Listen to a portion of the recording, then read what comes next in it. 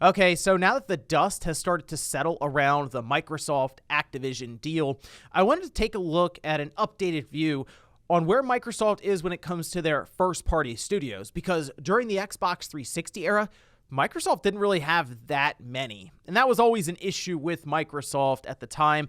But since then, things have really changed to the point where they have an overwhelming number of studios. The deal currently with Activision and Microsoft won't be closing until like early to mid 2023, but I fear we take a look at where Microsoft is going to be then with the number of studios. Guys, if you enjoy these videos, make sure that like button helps out a ton. And if you're new here to the Spawn Wave channel, make sure you subscribe down below.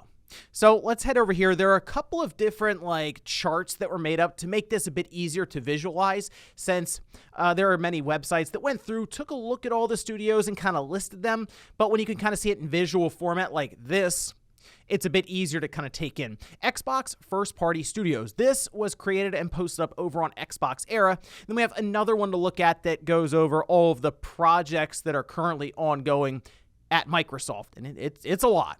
I mean, if you take a look at the number of studios here, it's more than 30. This, of course, is with Activision Studios added in.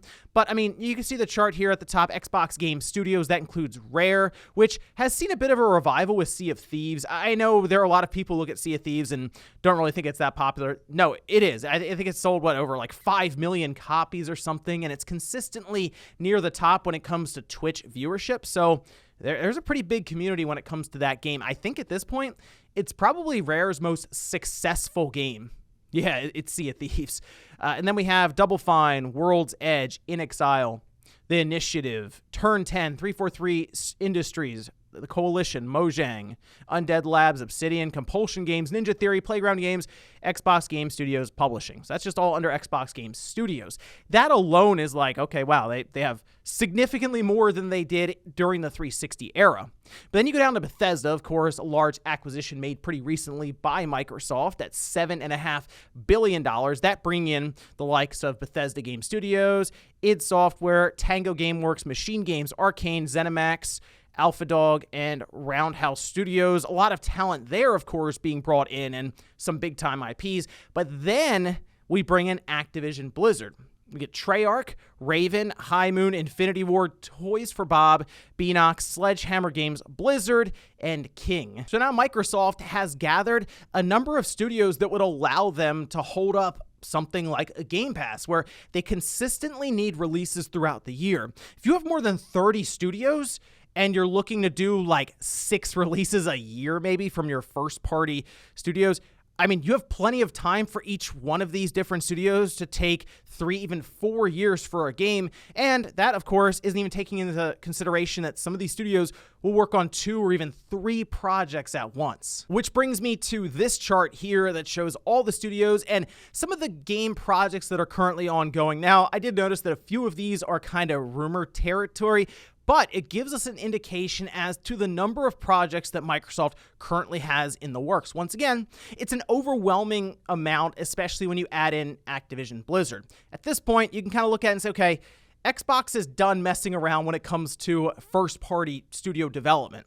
So we can see 50-plus projects. 343, of course, doing Halo Infinite, which needs a lot of work, but it is a live service project that they have basically said, hey, this is going to be something we're going to be working on throughout the rest of this generation. So we'll see how it ends up at the end of the Xbox Series X life.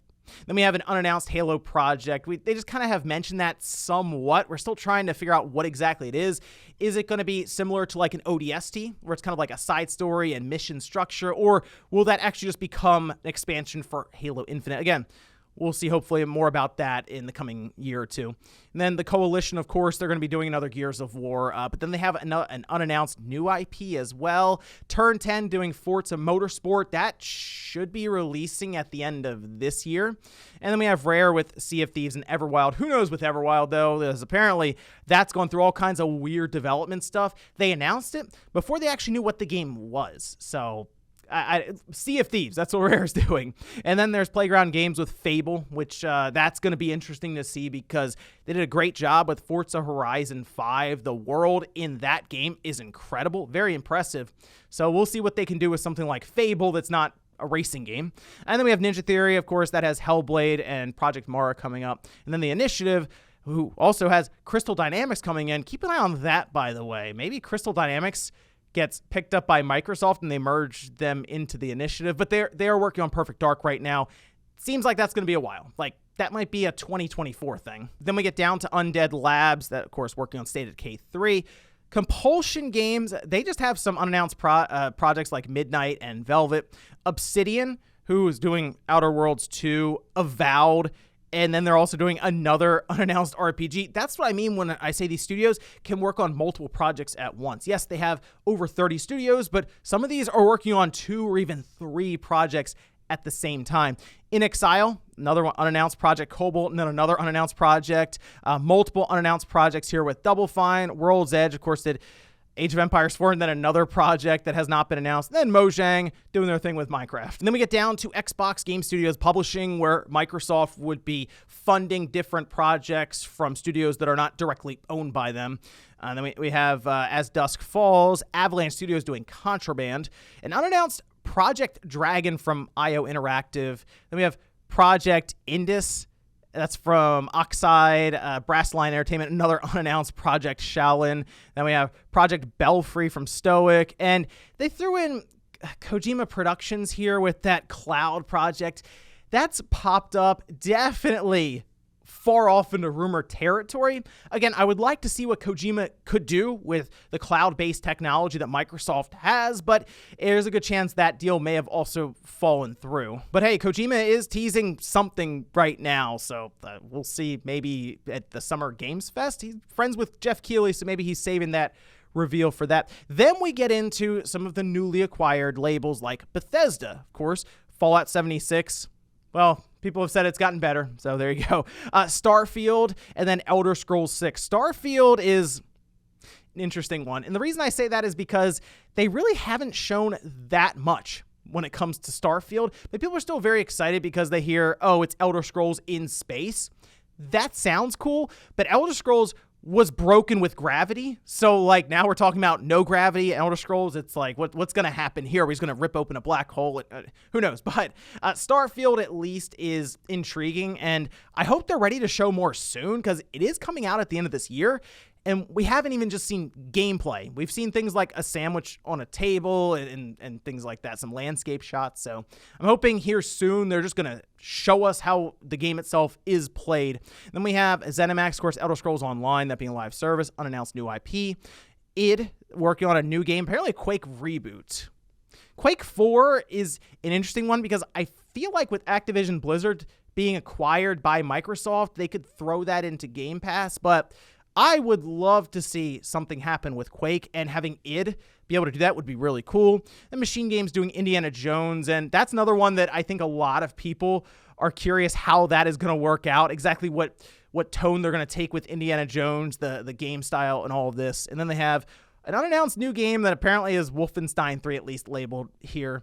And there's Roundhouse, an unannounced project. Arcane Studios, of course, doing Redfall. And then another unannounced project. And then Tango Gameworks doing Ghostwire. That's rumored, or at least the date was leaked recently for March, and that's gonna be probably a timed exclusive for Sony, and probably a year later we'll head into Game Pass or something like that. Then they're also labeling another new game as Evil Within 3, and then an unannounced project. And then we have to bring in Activision Blizzard. We know, of course, Treyarch doing Call of Duty Black Ops.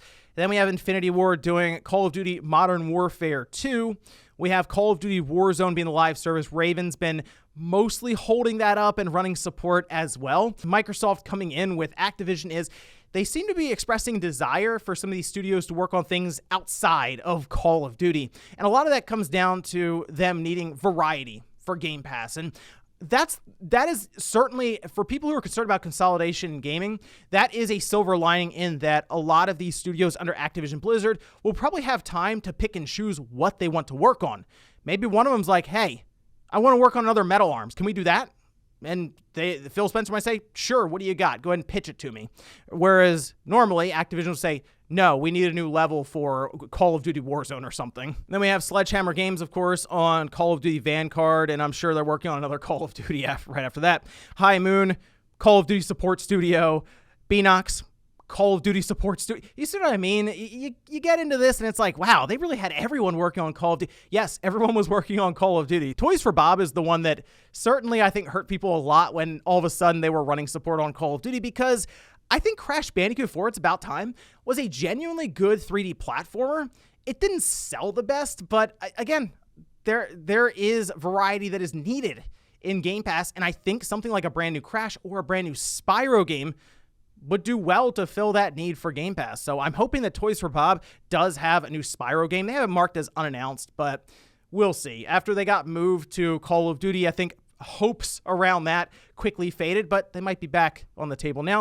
And then, of course, Blizzard working on Diablo 4, Diablo Immortal, the phone game, and then Overwatch 2. And then somewhere in that Blizzard logo is Vicarious Visions. Who knows? Maybe they develop underneath the Blizzard logo, or maybe Phil Spencer comes in and is like, let's reform Vicarious Visions and you guys can work on what you want. Maybe they want to work on another Tony Hawk Pro Skater, or because they have a lot of experience developing and porting Guitar Hero, maybe they're allowed to just make a new Guitar Hero. I mean, Phil Spencer brought it up, so who knows? That's the interesting thing about this is Activision Blizzard all of a sudden underneath Microsoft becomes like genuinely unknown as to what they could be working on with the vault of IPs that has gone largely ignored. But when you really start to take in the number of IPs that could be worked on and the number of games and projects currently in the works and just the overall studios that Microsoft will be controlling after this deal closes mid-2023, it is overwhelming. And it's what Microsoft needs because they need a lot of volume